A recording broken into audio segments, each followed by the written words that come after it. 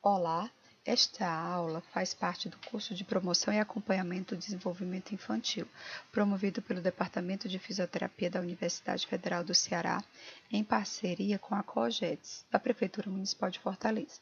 Eu me chamo Renata Jucá e nessa oportunidade vamos conversar sobre instrumentos de avaliação do desenvolvimento infantil. Neste sétimo encontro, conversaremos sobre a importância de acompanhar o desenvolvimento infantil através de instrumentos de avaliação válidos e acessíveis, como, por exemplo, o instrumento de triagem de Denver. A escala de Denver é uma escala que abrange não só aspecto motor grosso, como motricidade fina, aspectos cognitivos, sociais e de linguagem de crianças de 0 a 6 anos. Outra escala que iremos abordar é a escala de Alberta, que mede função motora grossa de crianças de 0 a 18 meses. E outro instrumento muito acessível é a própria caderneta de saúde da criança, disponibilizada pelo Ministério da Saúde. Após essas videoaulas, o material complementar trará o manual do uso da escala e exemplos de aplicação das escalas. Baseie-se neles para realizar a atividade proposta. Qualquer dúvida, estarei à disposição. Bom aproveitamento! Inicialmente, é importante entender qual é a diferença entre avaliação, mensuração e classificação. A avaliação é julgar ou fazer apreciação de alguém ou de alguma coisa, tendo com base uma escala de valores. Eu julgo por critérios previamente definidos e interpreto com base em dados quantitativos e qualitativos. Mensuração é um processo meramente descritivo. Eu consigo quantificar, determinar a extensão de alguma coisa. Eu basicamente comparo grandezas. Normalmente, os processos de mensuração, eles me dão em unidades, em números. Instrumentos de medida, eles devem ter boa viabilidade e de uma boa utilidade clínica. Eu preciso, para escolher o meu instrumento de medida mais adequado, preciso definir qual é o meu objetivo. Eu quero detectar a evolução de alguma coisa, eu preciso predizer a progressão de alguma condição de saúde, por exemplo, ou eu preciso discriminar diversas condições de saúde. Com isso, eu escolho se o tipo de medida tem um foco mais geral, em que eu abranjo uma população maior, ou se tem um foco mais específico, que eu sou capaz de diferenciar apenas o indivíduo em comparação com ele mesmo. Esse tipo de medida ele pode ter como modo de administração a capacidade, o desempenho em que eu observo em quem está sendo avaliado, ou por autopercepção, ou por relato dos pais, por exemplo, no caso do desenvolvimento infantil. Como propriedades psicométricas de um bom instrumento de medida, eu tenho a confiabilidade, a validade, responsividade e acurácia diagnóstica. Um instrumento confiável, eu consigo confiar nele para aplicar em uma determinada população e é um instrumento que apresenta boa reprodutibilidade. Um instrumento validado para a sua população e para a sua cultura, é importante que seja verificado isso, porque ele melhora o seu processo de acurácia diagnóstica.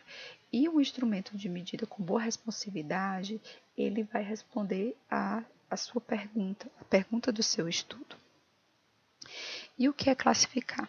Finalmente, a classificação ela traz o agrupamento de classes de acordo com semelhanças ou com diferenças.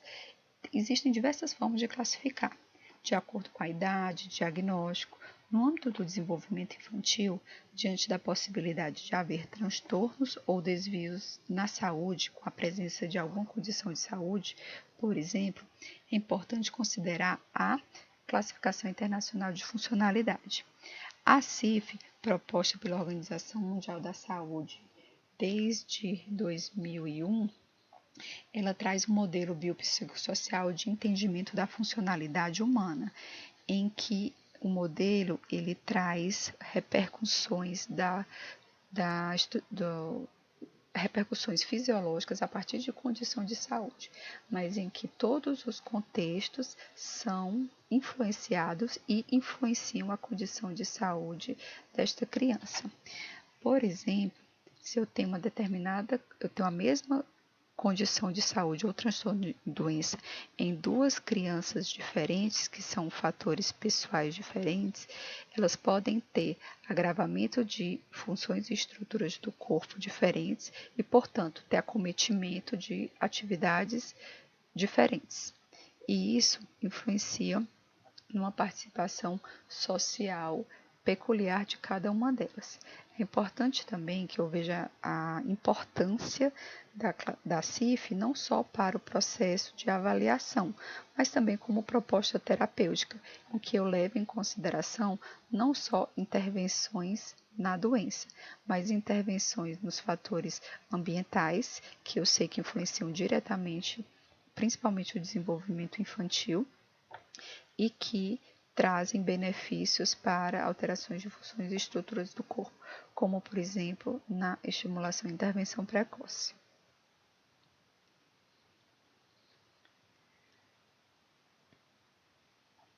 Então, revisando, tanto quanto o acompanhamento do crescimento, é imprescindível o acompanhamento do processo de desenvolvimento maturativo, psicomotor, social e psicoafetivo de cada criança, através dos marcos motores.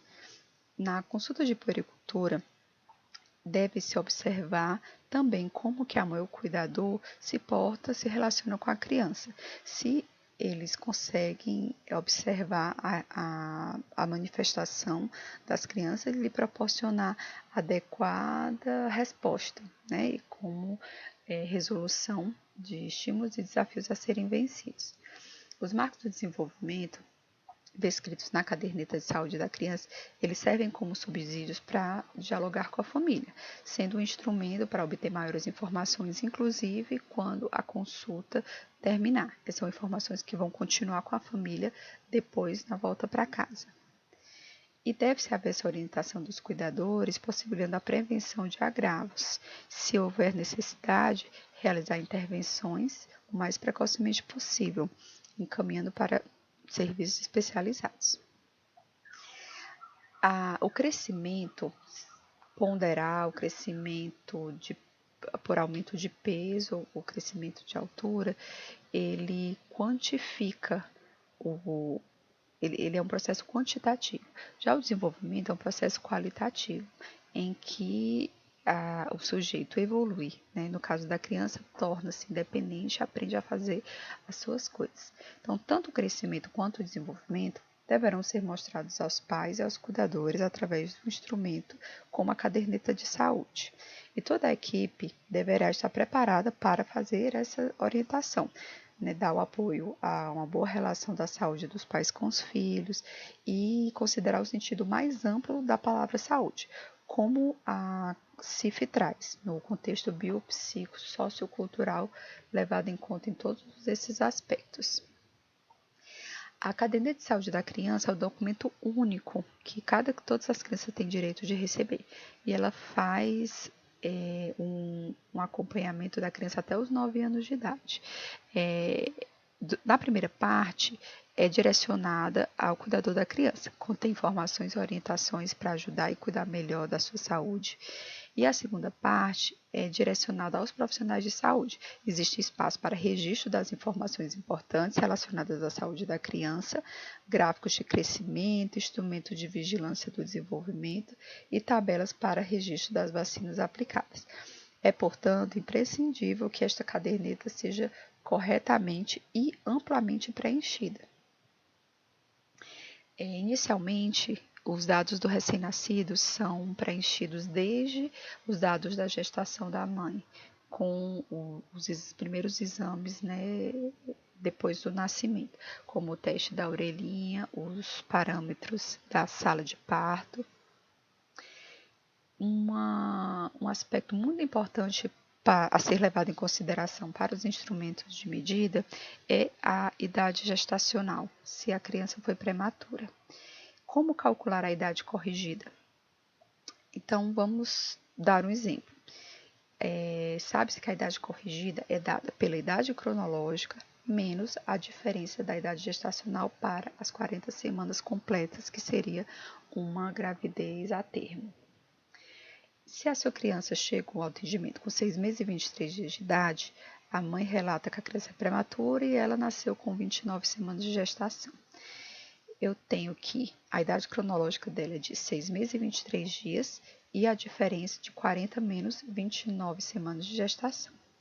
6 meses corresponde a 24 semanas e 23 dias corresponde a 3 semanas e 2 dias. E a diferença 40 menos 29 dá 11 semanas.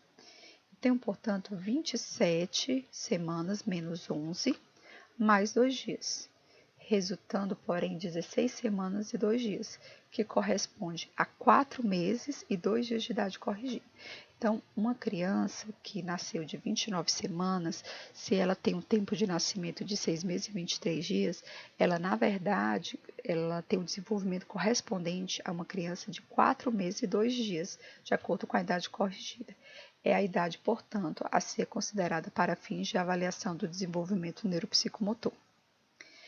A vigilância do desenvolvimento é um processo contínuo de acompanhamento das atividades relacionadas à promoção do potencial de desenvolvimento da criança e à detecção de problemas. Profissionais de saúde, pais, professores e outros devem estar envolvidos nesse acompanhamento. A caderneta traz instrumento de vigilância do desenvolvimento, um controle, né, de marcos do desenvolvimento, uma descrição de como pesquisar cada marco e a tabulação da idade que deve se esperar desse marco motor. Então, tudo que está em amarelo são os marcos esperados para a idade. Então, a idade de 1 mês é esperado todos esses marcos motores. Idade de 2 meses, eu espero esses marcos motores aqui discriminados. E eu registro, então, na caderneta, a cada consulta de puericultura, se o marco está presente com a letra P e se o marco está ausente com a letra A. O que não foi verificado, eu posso marcar NV. Então, além da discriminação dos marcos, há uma parte de orientação e conduta, avaliando o desenvolvimento e orientando para a tomada de decisão dessa equipe. Por exemplo, um perímetro cefálico menor ou maior do que 2 centímetros dos scores, ou alterações fenotípicas presentes, ou ausência de 2 ou mais marcos motores, é indicativo de referência. É, portanto, a conduta que eu devo utilizar de encaminhar essa criança a um serviço especializado. Na ausência de 1 ou mais marcos do desenvolvimento referentes à idade, eu oriento a família e agendo um retorno com 30 dias, observando, portanto, se essa alteração do desenvolvimento vai permanecer, se vai melhorar ou se vai piorar. Se há a presença de todos os marcos motores, se ela está adequada com a idade, mas há algum fator de risco presente, é importante que eu reforce a informação para essa família que existe esse fator de risco e que ela observe a criança. E se todos os marcos motores estiverem presentes, eu mantenho a minha orientação de estimulação, parabenizo os pais e oriento que a consulta de rotina seja feita. Por exemplo, uma criança que chega à consulta de puericultura com 1 mês, é orientado que os marcos do desenvolvimento sejam testados. Por exemplo, se a criança é deitada, né, de barriga para cima, a postura dos braços e da perna são de ficarem fletidos, com a sua cabeça lateralizada. Essa criança já é capaz de observar e de fixar o olhar com um rosto a 30 centímetros do seu campo visual. E ela é capaz de reagir ao som. Então, portanto, o avaliador deve bater palma forte ou balançar um chocalho ou um instrumento musical. E observar mudança de expressão facial ou movimento dos olhos dessa criança. Com a criança posicionada em bruço, ela deve ser capaz de levantar a cabeça e e livrar as vias aéreas, virando a cabeça para algum dos lados. São marcos esperados para os 2 meses que ela abra as mãos, seja capaz de abrir as mãos, inclusive do polegar, tenha um sorriso social quando estimulado, imita sons além do choro, que mesmo que não seja possível ouvir na consulta, pode ser relatado pelo acompanhante, né, pelo cuidador da criança, e que ela movimente ativamente os membros, tanto os membros superiores quanto os membros inferiores. Diante dessa avaliação, é ideal que se prossiga com a orientação. Então, do nascimento até 2 meses, a orientação é que tudo isso que pode ser observado se permaneça sendo estimulado em casa. Então, que a mãe tenha sinais de alerta do comportamento, use objetos para estimulação, tanto visual, com o contato visual mais próximo do bebê, como instrumento musical que faça barulho e ele consiga acompanhar o olhar, né, com esse estímulo auditivo, e introduzir as posturas de barriguinha para baixo, né, aquela postura de prono, quando a criança estiver acordada e com supervisão de um adulto, para estimular com que ela ative a musculatura cervical e facilite esse tônus extensor dela. A partir dos 3 meses, são esperados marcos de resposta ativa ao contato social. Essa criança é capaz de segurar e chacoalhar objetos, trocar as mãos, entrelaçar e emitir alguns sons, né? Então, alguns sons padronizados, como gugu, e